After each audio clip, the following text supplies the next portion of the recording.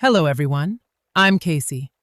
Today I want to tell you about Mrs. Reynolds, about her home in North Carolina where she lived for 37 years, and about a morning when life was separated from death by a locked door.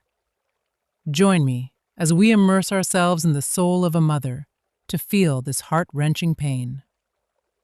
The morning sunlight in North Carolina always has a strange, gentle beauty to it. It filters through the leaves of the old oak tree in the front yard, casting long golden streaks across the hardwood floors I have polished by hand for 37 years. I took a deep breath, feeling a sharp tug in my chest where the surgical incision was still healing from my recent heart surgery. But it didn't matter. I was home. That was all I had prayed for while lying in that sterile white hospital bed. To be back among my husband's things and in a kitchen that smelled of baked apple pies. I sat in my old armchair, trying to keep a steady grip on my cup of Earl Grey tea, even though my hands were still a bit shaky. Outside the room, Ethan was busy with work calls, his footsteps hurrying past the living room without a single glance in my direction. He was busy. I knew that. The world out there moves far too fast for an old woman who just stepped back from the edge of the grave. I wanted to call out to him, to ask what he had for breakfast, or simply to brag that I had managed to walk all the way to the porch on my own.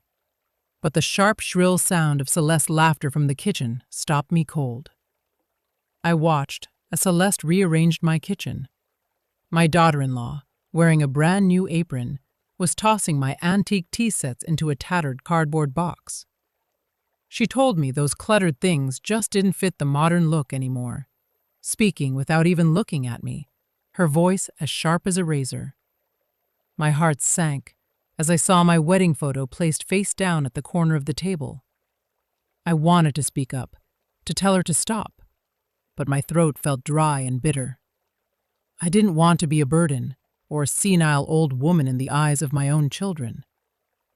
Ethan walked in eventually, giving me a brief nod as he saw me sitting there. He asked if I was doing all right, but it was just a superficial question before he turned his eyes back to his phone screen. I smiled, a smile I had practiced many times to hide the loneliness gnawing at my soul. I told him I was fine, lying through my teeth while feeling the profound emptiness of a house that used to be full of laughter.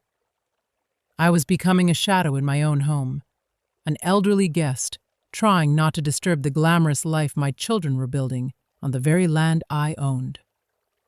The bedroom door slammed shut, and the dry metallic click of the lock echoed like a final judgment. I lay there, buried in the very pillows and quilts that were supposed to be my sanctuary, but they had transformed into a cage with no way out. The pain in my chest spread with terrifying speed, feeling as though 1,000 red-hot needles were piercing through the heart that had only just been mended by surgeons. I tried to reach for my phone on the nightstand, but the empty space there forced me to face a truth even more agonizing than my failing body. Celeste had taken it. Cold sweat broke out across my forehead, and my vision began to blur as the very oxygen seemed to be drained from the room. I heard the heavy thud of Ethan's footsteps coming up the stairs. "She's resting. Don't disturb her." Celeste's voice rang out from the hallway, sounding cold and determined. I tried to use the last of my strength to beat against the heavy oak door, but the sound was so faint I could barely hear it myself. "Ethan, please help me." My throat felt tight and bitter, leaving me with nothing but hopeless whimpers. I felt a terrifying silence from my son on the other side of that wood. He was standing right there, surely hearing my struggle, yet he chose to remain still because of his own weakness. In the middle of a sharp spasm, I accidentally knocked over the old wooden box on my lower bookshelf, sending it crashing to the floor. Spools of colored thread and scraps of fabric scattered everywhere. Then, a pale brown file, yellowed and brittle with time, slid across the floorboards. It was the one thing I had kept hidden for 20 years, a secret I never wanted Ethan to know, so he could walk through the world with his head held high. But fate is a cruel thing. At the very moment I was backed into a corner, that file lay open before my eyes, revealing the pawn tickets and the mounting debt notices I had quietly carried just so Ethan could have his college degree. I heard Ethan fumbling with the spare key outside. "Mom, are you okay?" His voice was trembling, thick with a guilt he couldn't hide. The door finally swung open, and Ethan rushed in to find me curled on the floor. But instead of just seeing a sick old woman, his eyes were immediately drawn to the folder splayed open at my side. A pawn receipt from 2005, bearing the description of my own wedding ring, lay there next to the high-interest loan papers used to pay his tuition. He stood frozen, his breath coming in ragged gasps as those numbers finally hit home. Ethan knelt beside me, the tattered pawn ticket shaking in his hand. He looked at my handwritten notes, then back at my pale face, the face of the mother he had just let his wife lock away. "Why did you do this, Mom? I thought we were fine," he whispered, his voice breaking into tears. I wanted to answer him, to tell him that a mother's love is never a burden, but the pain surged again, pulling me down into the shadows. In that final moment of clarity, I saw the horror on his face as he realized he knew nothing about the woman who had sacrificed everything for him. I lay there, my chest still thumping with a dull, heavy ache, but my mind was suddenly and piercingly clear. Ethan's eyes were locked onto that tattered pawn receipt he had just pulled from the wooden box on the floor. It was more than just a piece of old, yellowed paper. It was the physical manifestation of 20 years of sweet deceptions I had carefully woven to protect my son's dreams. Every lie I told was a brick in the wall I built to keep him safe from the harsh realities of our bank account. Ethan trembled as he flipped through the other documents hidden beneath that first receipt. The figure of $15,000 from a pawn shop in downtown Charlotte stared back at him, stark and unforgiving. I remember that year so vividly. It was the year Ethan got his acceptance letter to that prestigious university in New York. He spent hours talking about his future and the fancy suits he would need, never realizing that at that very moment, I didn't even have $50 left to pay the electric bill. To make sure he could hold his head high among his wealthy peers, I sold the most precious thing I owned, the diamond wedding ring his father had placed on my finger under the shadow of the Great Smoky Mountains. "Mom, where's your ring?" Ethan's voice cracked, the sound of a man beginning to shatter. My mind drifted back to a Tuesday afternoon, 10 years ago, when he had first noticed the bareness of my finger. I had simply smiled, hiding my rough, calloused hands in my apron pockets and whispering that I was just getting old. I told him my skin was too wrinkled for jewelry and that I had tucked it away for safekeeping. He believed me because he was too caught up in his own success to notice that his mother was working double shifts at the post office for 15 long years, just to keep up with the interest on the loans I took out for his education. Ethan collapsed to his knees, his shoulders shaking with a grief he couldn't contain. In his memory, our family had always been fine, always having enough, so that he never had to worry about a thing. He remembered the summer vacations at the Outer Banks and the expensive gifts under the tree every Christmas. He never knew those memories were bought with the price of my own hunger, as I sat alone at this very kitchen table, eating nothing but plain bread and thin soup while he was away. Celeste stood in the doorway, her face turning a sickly shade of pale. Her greed for this $300,000 house suddenly looked small and pathetic against the backdrop of the massive sacrifices I had made in silence. I reached out and gently touched Ethan's hand, feeling the heat of his tears as they splashed onto my skin.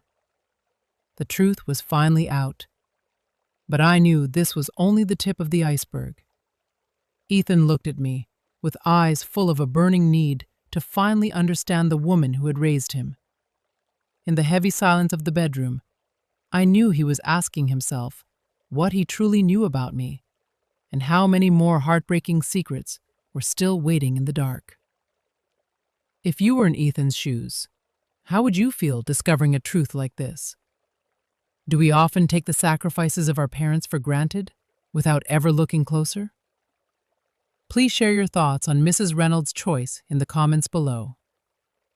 The sound of the ambulance siren eventually faded into the distance of our North Carolina street, leaving behind a silence so heavy it felt like it was pressing against the walls of my bedroom. Ethan remained seated on the edge of my bed, his knuckles white as he gripped that tattered pawn receipt, his eyes staring blankly at nothing. I lay there under the quilts, my breath finally steadying thanks to the heart medication.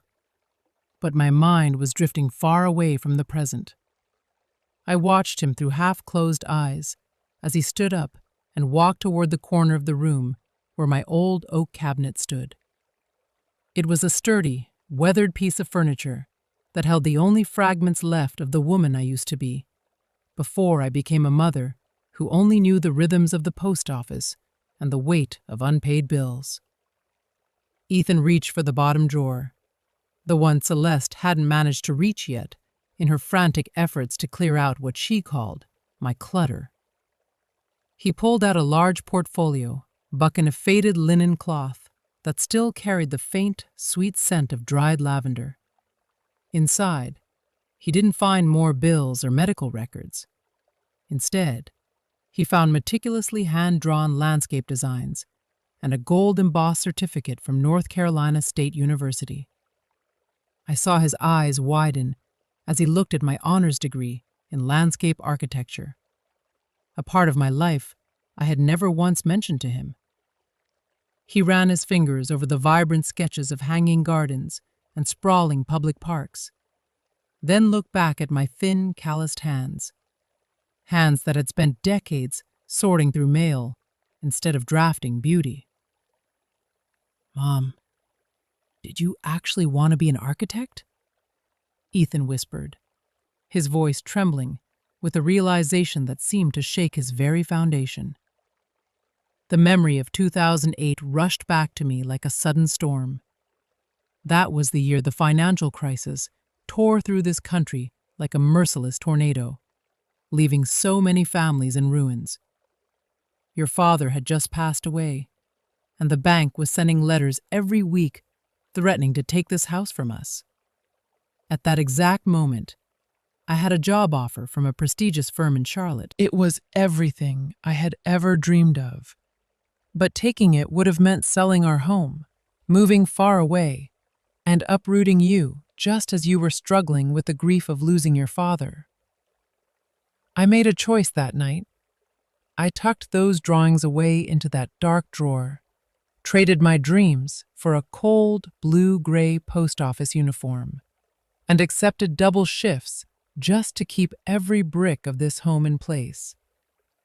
I remember the long nights sitting under the dim yellow light of the kitchen table, sewing patches onto your old school clothes so you wouldn't feel out of place among your peers at that private academy, all while my soul was still sketching gardens in the dark. Whenever you asked why I didn't find a different job, I just smiled and told you that I loved the peace of the post office. It was a lie I told for 15 years to make sure your world stayed upright. Just then, our neighbor Hal Jenkins pushed open the bedroom door, carrying a warm bowl of chicken soup. He stopped when he saw Ethan holding that portfolio and let out a long, weary sigh. "You know, Ethan, your mother was the most talented designer I ever met," Hal said softly. "I still remember the day she sat right there by the fireplace and burned the acceptance letters from that firm in Charlotte. She told me her dreams could wait, but your future couldn't." Ethan stood perfectly still, tears finally carving paths down his cheeks, as he realized that this $300,000 house his wife was so desperate to claim was actually built from the ashes of my greatest ambitions. Ethan looked around the room, seeing the scratches on the floor and the paintings on the wall with entirely new eyes. I was no longer the senile old woman or the financial burden Celeste had made me out to be, in his mind. He was finally seeing me as the great architect I was, the woman who had designed every success in his life by sacrificing her own. "I'm so sorry, Mom.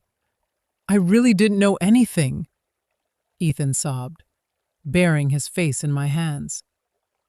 I reached out and gently stroked his hair, wondering if this truth was finally strong enough to break the hold Celeste had over his heart. Ethan stood up and looked at the portfolio one last time before closing it with a newfound reverence. He looked at me, not with pity, but with a deep, aching respect that I hadn't seen in years. He realized that every brick of his education and every step of his career had been paved with the things I chose to give up. The silence in the room was no longer heavy with secrets. It was filled with the weight of a debt that could never truly be repaid. And for the first time in a very long time, I felt like I was more than just a ghost in my own home. Ethan's muffled sobs cut through me like a blade. I wanted to sit up and hold his shaking shoulders, to tell him it was all okay, but my strength had not fully returned yet. He was still lingering by my old desk when his hand accidentally brushed against a small tin that used to hold butter cookies, the one I always kept locked away in the deepest part of the cabinet. He found the tiny key hanging underneath the desk and slowly clicked it open. Inside that tin, there were no cookies, only a bundle of handwritten letters tied with a frayed blue ribbon and an old sepia photograph. In the photo, I was 15 years younger, smiling brightly next to a man with the kindest eyes, Thomas. Ethan froze as he began to read the lines. They were words of deep respect and love that Thomas had sent to me, inviting me to move with him to Charleston to start a brand new life. It was a life where I would not have to worry about unpaid bills or the exhausting night shifts at the post office. I remember that summer so clearly. Ethan had just started his very first job and was going through a devastating breakup. He came home every night looking so hollowed out, clinging to me as the only anchor he had left after his father's death. Thomas had knelt right here in this living room, offered me a ring, and promised to take care of me for the rest of my days. But I saw Ethan's lost gaze through the cracked door, and I knew in my soul that I could not go. I could not let my son feel like he was being replaced or abandoned ever again. I returned the ring and wrote Thomas one final letter, telling him that my heart already belonged to this house and to this boy.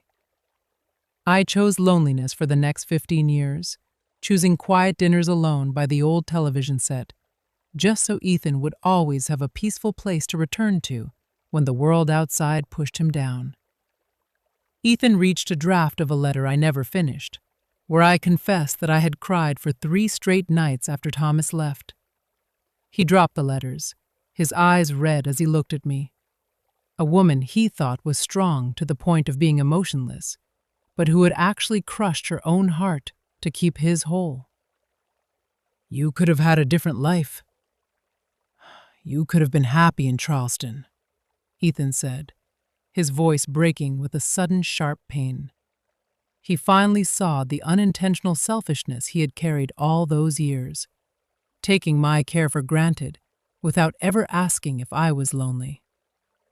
Celeste stood out in the hallway, watching the scene with a complex, unreadable expression on her face.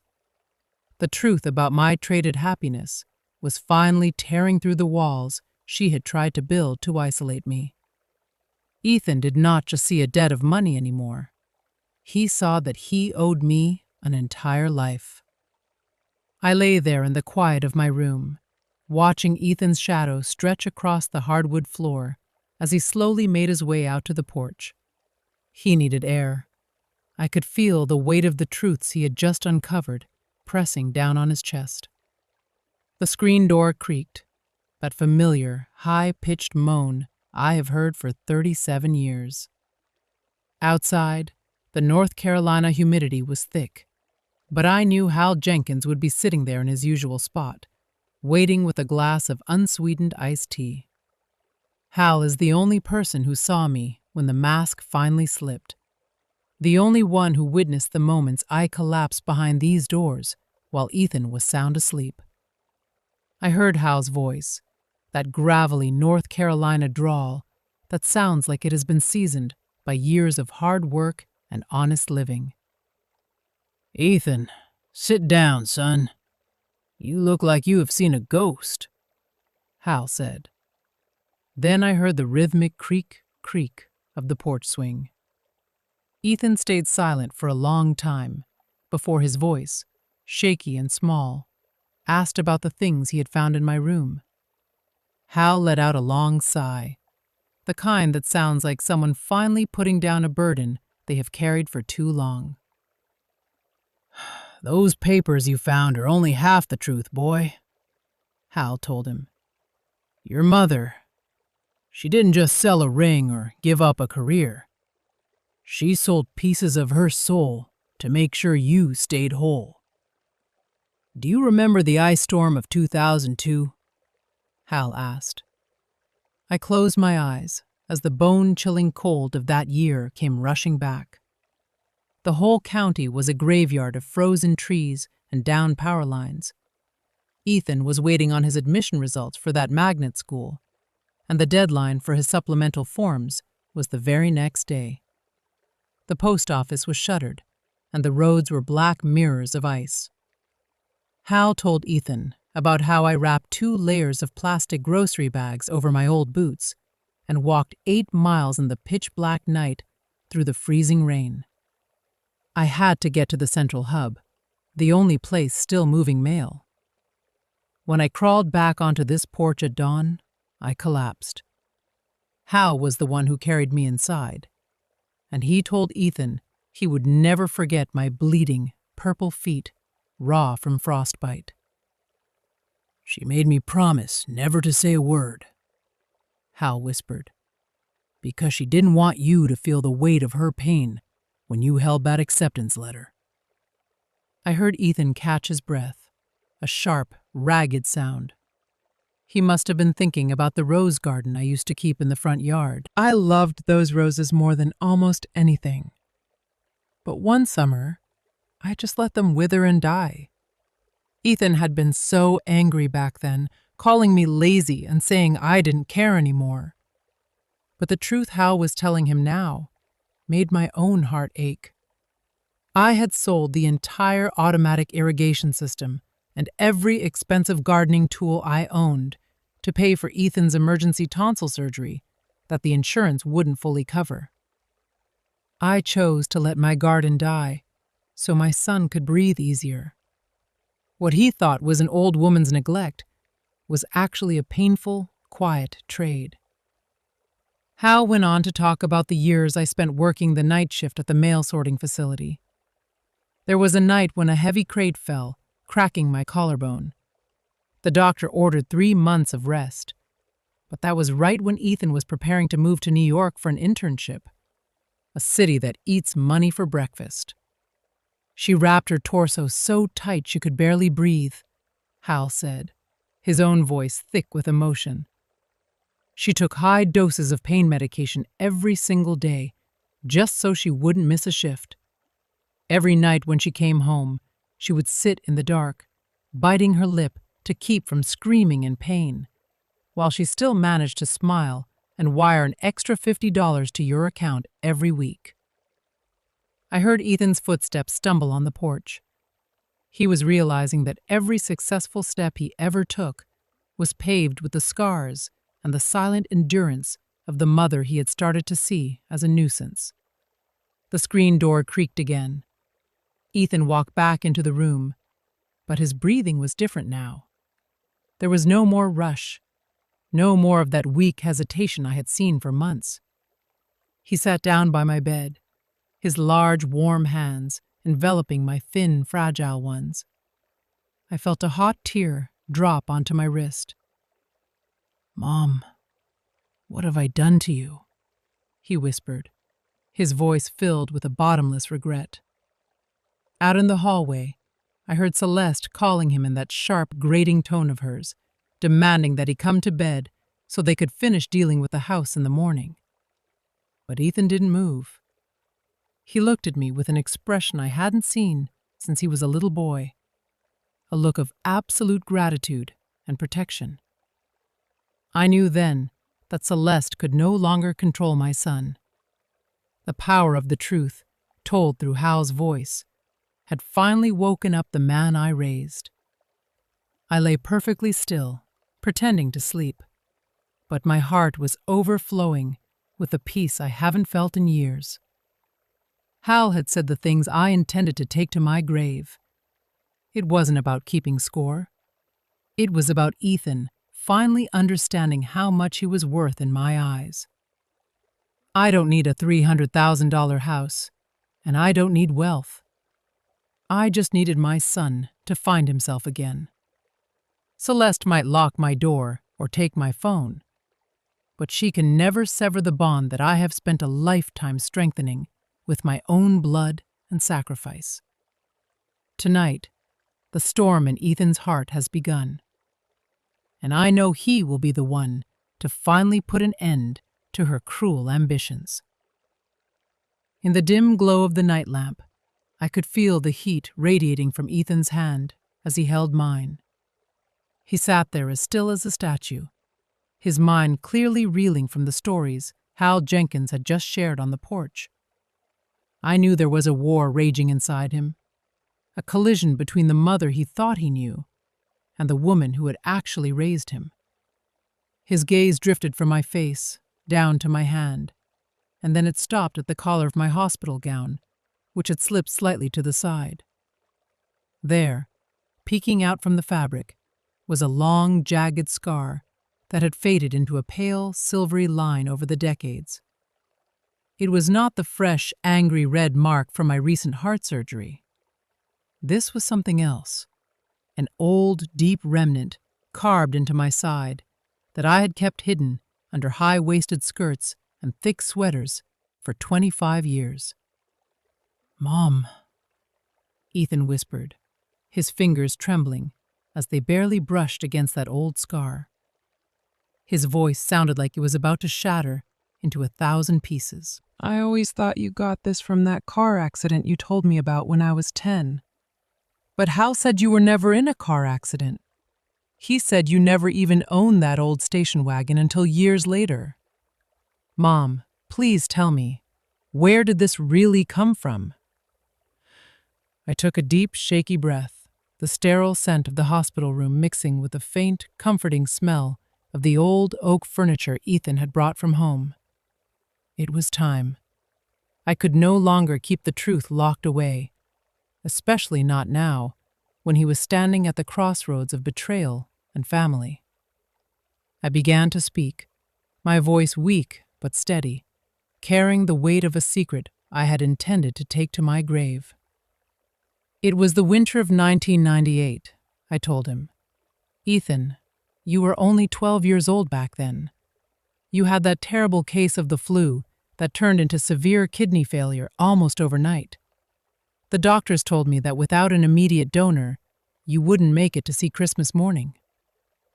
Ethan's eyes went wide as he stared at me, his memories of those long, blurry weeks in the hospital ward coming back in sharp, painful flashes. He remembered me telling him about an anonymous donor, a miracle from heaven that had saved his life just in time. But I looked him in the eyes and told him there was no anonymous donor and no miracle from above. There was only a mother who had faked the paperwork with the help of an old friend in the records department, just so I could be the one to step onto that operating table for him. "Why?" Ethan cried out, the sound of his voice raw with a pain that made my heart ache more than any surgery ever could. Tears began to fall onto the thin hospital blanket as he shook his head in disbelief. "Why would you let me grow up thinking I owed my life to a stranger, while you were the one who gave up a piece of your own body for me? Why would you keep that from me for 25 years? I smiled then, a slow and peaceful smile that felt like a burden finally being lifted. I told him that I never wanted him to walk through life with the crushing weight of feeling like he owed his mother his very existence. I wanted him to feel like a child who was simply favored by life, to walk with his head held high and never feel like he had to bow down to anyone, not even me. I hid that scar under layers of clothing, and I hid the backaches that came with every change in the weather, just so I could watch him grow up, strong, proud, and free from the debt of my sacrifice. Ethan collapsed against my chest, his sobs no longer those of a grown man, but the desperate cries of a 12-year-old boy finding his mother in the dark.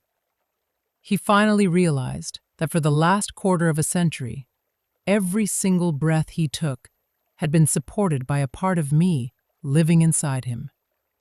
The cruelty Celeste had shown me, and his own weakness in the face of her manipulation, suddenly seemed small and sickeningly shameful compared to this kind of devotion. Celeste was standing in the doorway, her face turning a ghastly shade of white as she overheard the truth. She had wanted to steal a house, but she had never realized that this home was just a shell. The real foundation was a love so fierce it was a fortress she could never hope to breach with her greed. Ethan eventually looked up, and the hesitation that had clouded his eyes for years was completely gone. He stood up, wiped the tears from his face, and turned to look directly at Celeste. It was the look of a man who had finally found his soul again. "Rest now, Mom," he said, his voice coming out like iron, protective and unyielding. "From this moment on, no one is going to touch you, and no one is taking a single thing from this house ever again. I am taking it all back for you." I closed my eyes as a profound sense of peace washed over me. The greatest secret was finally out, and it had done what no amount of money or advice ever could. It had brought my son back to life. Ever wondered about the stories etched in the lines of your parents' hands? A parent's love is often a quiet, profound sacrifice. Did Mrs. Reynolds' journey touch your heart? Please leave a like or share a cherished memory of your mother's grace in the comments. We would love to hear your story. The room became so quiet that I could hear the rhythmic, steady ticking of the old wall clock, a sound that has measured out the moments of my life in this house for decades. Ethan remained seated beside me, but I felt a change in the air, a shift in the very atmosphere of the room. His hand, once trembling with the shock of my secrets, was now holding mine with a firm, protective grip I had not felt in a very long time. His eyes were fixed on the faded silvery scar on my side, and then he slowly pulled up the edge of his own shirt to look at the corresponding mark on his own body. 2 scars, 1 single story, and a lifetime of silent sacrifice that he was finally beginning to comprehend. In that profound silence, I could see Ethan looking back through the film of his entire life, seeing every memory through a completely new and painful lens. He was no longer looking at himself as a successful architect with grand projects and a modern, high-climbing lifestyle. Instead, he was seeing a child who had been nurtured by the fragments of his mother's dreams and the very flesh of her body. Every dollar he had spent at the university, every step he took up the career ladder, and even the very breath he took at this moment, all of it was a priceless gift I had quietly handed to him while standing in the shadows. He looked into the mirror on the wall, and I suspect he no longer recognized the weak, manipulated man who had allowed his wife to lock his own mother away just hours ago. "What have I done?" Ethan whispered, his voice small but sounding like tempered iron. I saw a look of pure disgust wash over his face as he thought about his own indifference and the way he had turned a blind eye to my suffering. He remembered the times he brushed off my complaints of being tired, the moments he chose silence while Celeste spoke words as sharp as glass. Regret washed over him like a violent wave, but it did not drown him. Instead, it seemed to wash away the last remnants of his cowardice and passivity. He realized that if he did not protect the woman who had literally given a piece of herself to save him, then he was not worthy of a single thing he possessed in this world. Ethan stood up, and this time there was no hesitation or stumbling in his movements. He looked at me with a determination so fierce it burned in his eyes, a look of absolute loyalty I had not seen since his father passed. He told me he was wrong, but he had let greed and weakness blind him for too long, allowing an outsider to poison the well of our home. But from this second forward, he promised I would never have to endure another moment of disrespect or cold isolation. He swore this house was mine, this life was mine, and he would be the one to stand guard over it.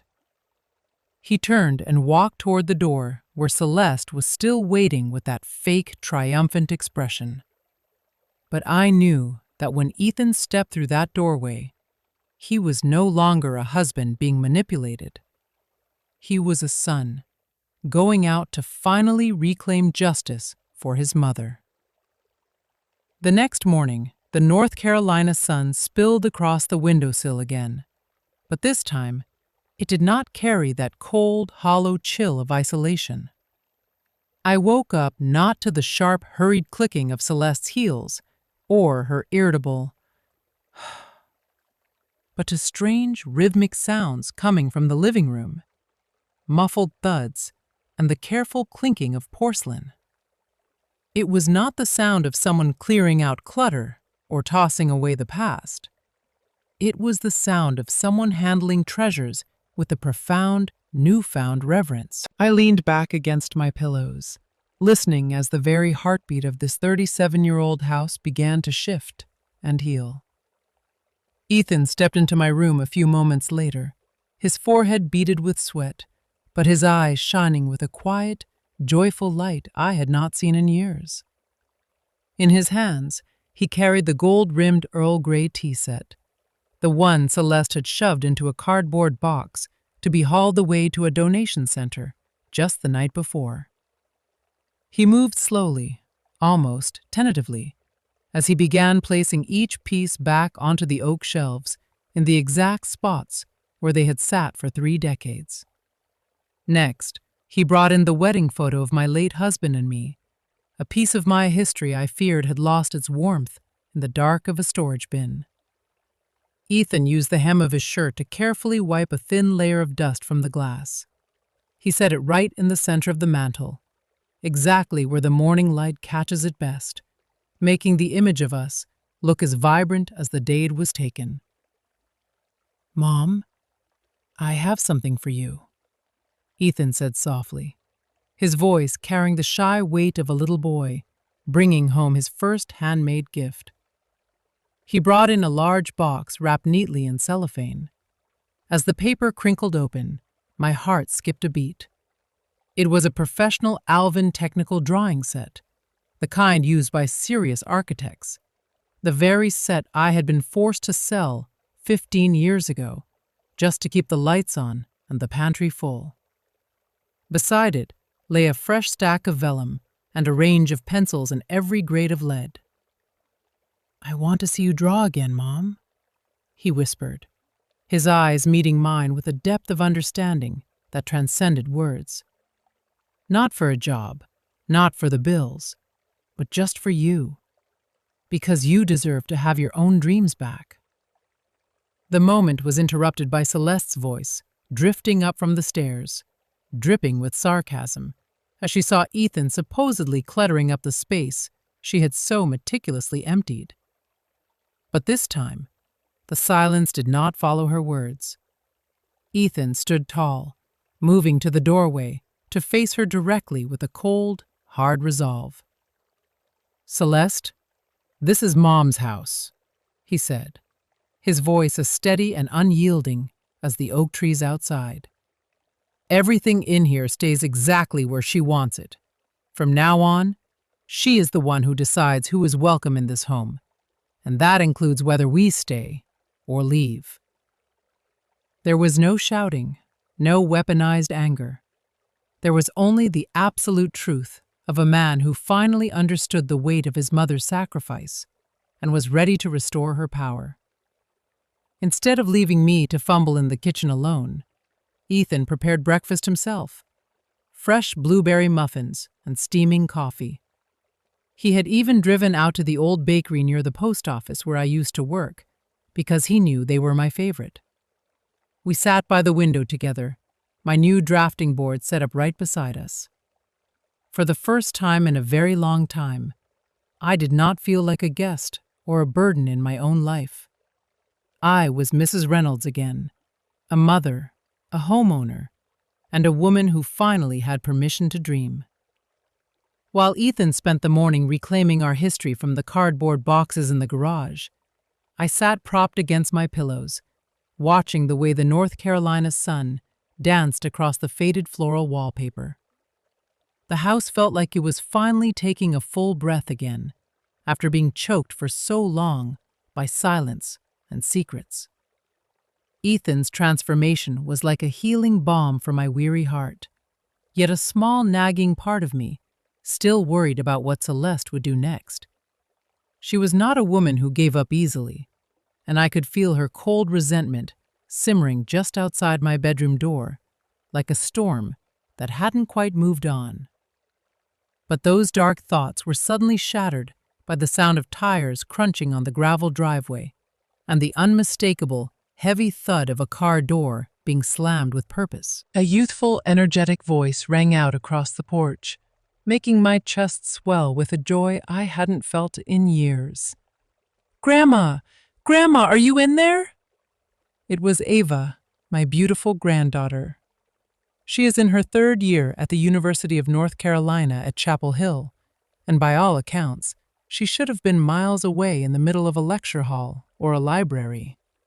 She burst into my room like a sudden spring storm, her blonde hair still catching the golden afternoon light and her cheeks flushed from the long drive. Ava had been kept in the dark about my heart surgery and the true state of things here. Celeste had been telling her for weeks that I was simply a little under the weather and needed some quiet rest to get back on my feet. But the moment she saw me lying there, looking so thin and pale against the white sheets, the truth hit her with the force of a physical blow. Her bright eyes filled with tears instantly, and she dropped her heavy backpack on the floor, rushing to my side as if I were made of the finest, most fragile porcelain. She knelt down beside my bed and took my weathered hands in her warm ones, her touch so gentle and full of a love that had no hidden agenda. Unlike her mother, Ava didn't ask about the property taxes or the market value of the land we were sitting on. She didn't look at the antique furniture and see dollar signs or auction prices. She just kept asking if I was in pain, if I had eaten anything substantial today, or if I needed a glass of cold water from the kitchen. Then, she reached into her bag and pulled out a thick folder of architectural drawings, assignment she had been working on for her university classes. She gripped my hand a little tighter, and that she had chosen this difficult path because she knew it was the dream I had sacrificed so long ago. She said she wanted to finish the sketches I had started and build the parks I had only ever dared to imagine in the margins of my post office ledgers. In that moment, I realized that every long night at the sorting facility and every ounce of my own abandoned ambition had been worth it, because it had bloomed into something beautiful and meaningful in her. Celeste eventually stepped into the room, her face tight with a familiar, simmering irritation, as she prepared to mock what she called our dramatic display of affection. She began to say something about how Ava was overreacting and that I just needed to be left alone to sleep so the house could stay quiet. But Ava stood up and faced her mother with a steady, quiet strength that I had never seen in my son. She didn't use loud words or sharp insults, and she didn't raise her voice in anger. She simply looked at her mother with a deep disappointment that seemed to pierce right through Celeste's carefully constructed mask of efficiency. Ava asked her why she had lied about my health and why she had allowed me to feel so isolated and alone in my own home. For the first time, I saw Celeste fumble for words, her sharp tongue silenced by the sheer purity of Ava's questions. Ava made it clear that she was staying right here in North Carolina for as long as it took to see me fully recovered, and she warned that no one would be allowed to disturb my peace or make me feel like a burden ever again. Having Ava in the house felt like the final piece of a puzzle falling into place, completing the picture of my recovery. I realized that I was no longer an old woman fighting a lonely battle against the shadows and the greed of others. If Ethan was the shield that protected the walls of this home, then Ava was the fire that warmed the hearth and kept the darkness at bay.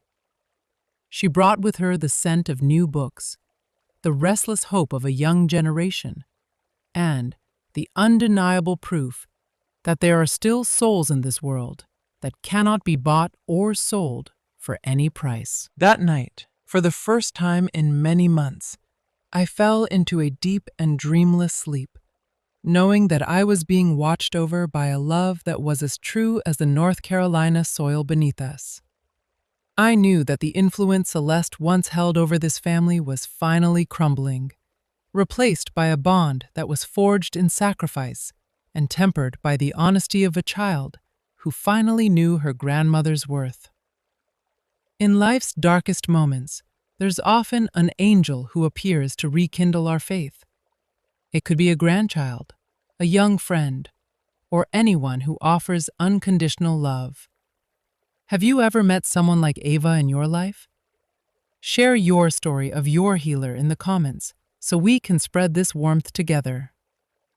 That night, after Ava had finally fallen into a deep sleep beside me, and Ethan had left the room with a heavy but determined promise of protection, I found myself wide awake.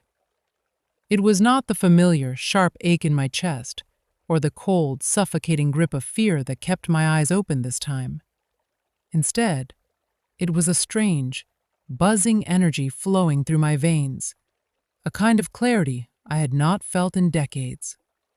I stared up at the ceiling, where the soft glow of the streetlights filtered through the blinds, creating sharp, geometric shadows that looked like the architectural drafts I used to stay up all night drawing during my college years. I realized then that my silence and my endless capacity for endurance had only served as fertile soil for someone else's greed to grow. I had spent my whole life building a world for Ethan, but in doing so, I had let the woman I used to be, the one who designed vibrant gardens and believed in the strength of her own hands, flicker out like a dying candle. It was time to do something for her. It was time to be the architect of my own remaining years and draw a line that no one would ever be allowed to cross again. Monday morning arrived with a crispness that felt like a fresh start for my soul. I did not wait for anyone to bring me breakfast in bed, or ask me how I was feeling with that forced, hollow concern. I sat up on my own, smoothed out the fabric of my favorite floral dress, and told Ethan to call our old family friend, Mr. Miller. He is a local attorney specializing in trusts and estates, a man who has seen every kind of family drama North Carolina has to offer over the last 40 years. When Mr. Miller walked into my living room with his worn leather briefcase and that quiet, professional gravity, the entire atmosphere of the house seemed to settle into a new kind of order. I saw Celeste leaning against the doorframe, her face pale, and her eyes darting around with a nervous, calculating energy. She likely thought I was finally sitting down to write a final will, perhaps leaving her a larger piece of the inheritance after the dramatic scene she had orchestrated. She was so sure of her influence, so certain that my illness had made me pliable and easy to break. She was profoundly wrong. I sat across from the lawyer, my back straight, and my voice clearer and more resonant than it had been since before the surgery.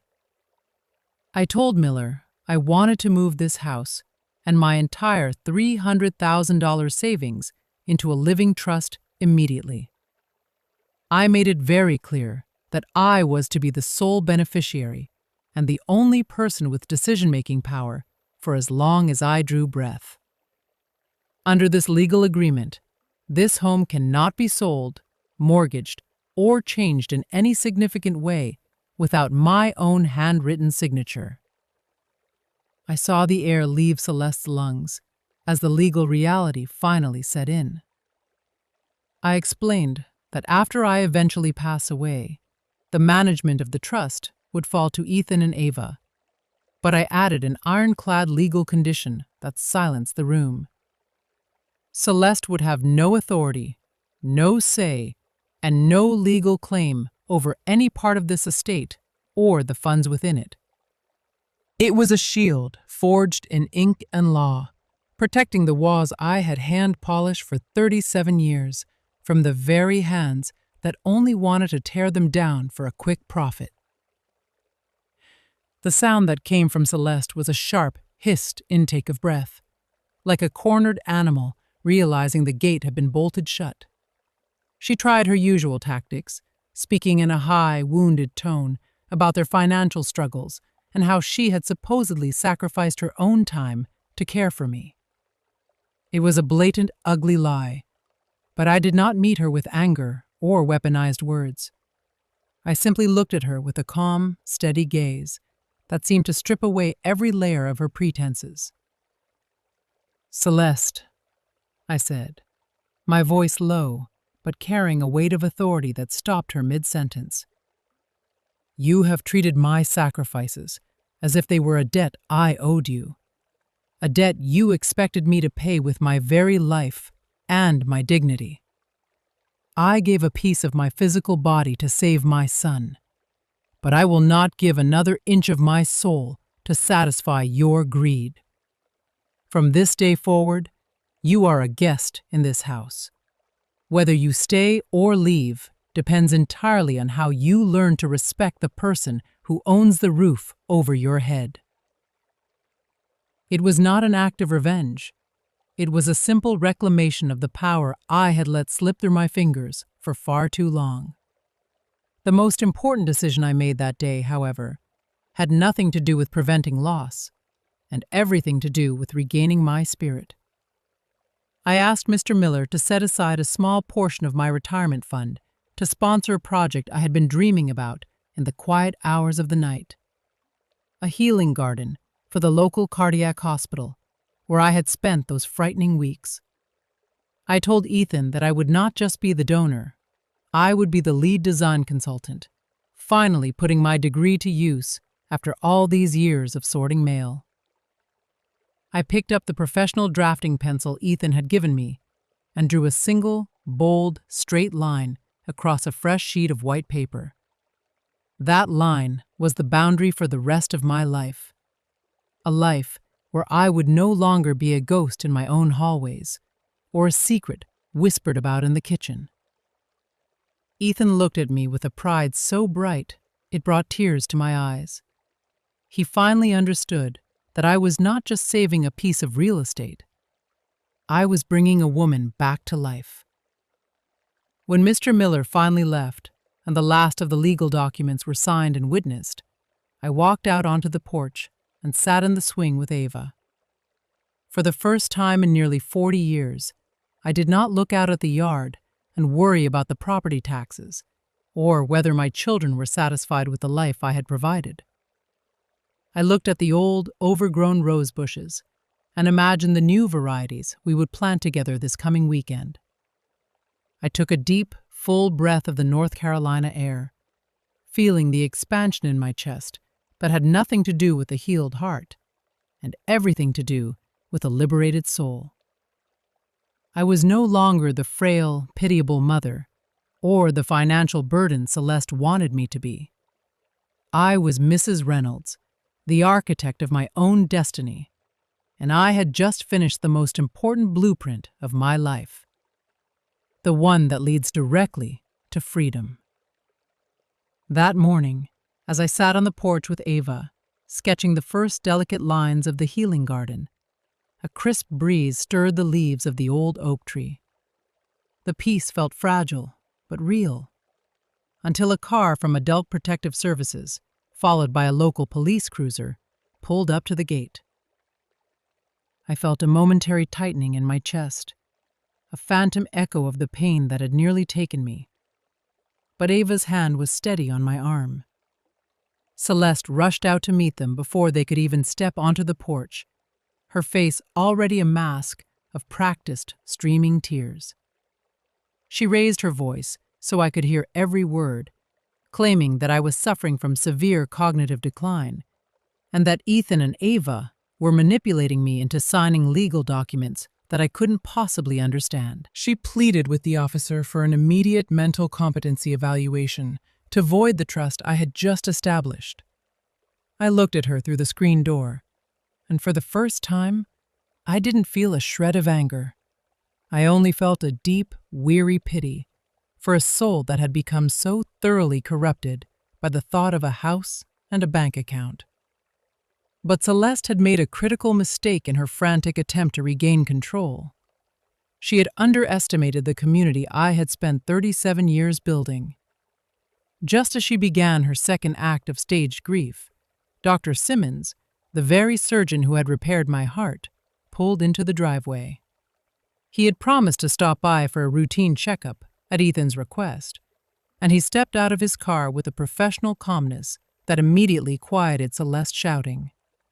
A moment later, Hal Jenkins from next door made his way over as well, walking slowly with a small, silver digital recorder in his hand.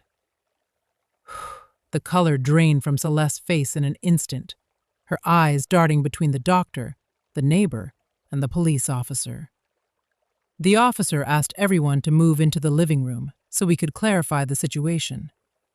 The space that had been my sanctuary for nearly 4 decades suddenly transformed into a miniature courtroom where every breath seemed to carry the heavy, undeniable weight of a long-buried truth.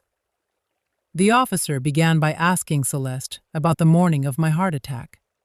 She stood tall, declaring with a clear, firm voice that she had no idea I was in any distress because she had been at the supermarket at the time. She claimed she came home to find me already on the floor. Dr. Simmons leaned forward then, his voice gentle but razor-sharp. He noted that the data retrieved from my pacemaker and home monitoring hub told a very different story. The device showed that I had tried to trigger the emergency alert multiple times, but the connection to the house Wi-Fi had been manually severed during those exact hours. Furthermore, he pointed out that the bruises on my wrists were not consistent with a fall, but were clear evidence of a physical struggle for my phone.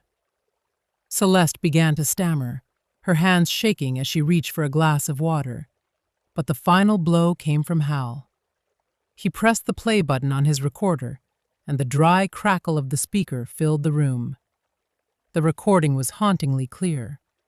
Celeste's voice, shrill and devoid of any human warmth, echoed through the house. We heard her telling me that I was old and that my death would be a relief for everyone. We heard her tell me that no one was coming to save me and that she had locked the door and taken my phone. We heard her mock my prayers, telling me I could pray all I wanted while she sat outside waiting for the silence to become permanent. The silence that followed the recording in that living room was more terrifying than any scream. Ethan buried his face in his hands, his body racking with the realization of the absolute cruelty his wife had been capable of. The police officer looked at Celeste with a grim, uncompromising stare, informing her that this was no longer a simple family dispute over property. It was a matter of unlawful detention and intentional medical neglect of a vulnerable adult. Celeste collapsed onto the floor, her frantic excuses turning into garbled, meaningless murmurs as the mask she had worn so carefully finally shattered into pieces. She tried one last time to look at Ethan for help, searching for the man she had manipulated for years. But my son stood up and stepped away from her.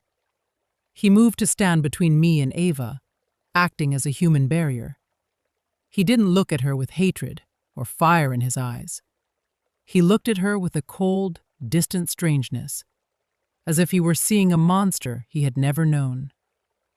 The police officer informed Celeste that she would need to come down to the station for a formal statement, and that charges would likely follow. As they led her past me toward the door, I didn't say a single hateful thing. I didn't call her names or try to humiliate her in her moment of defeat.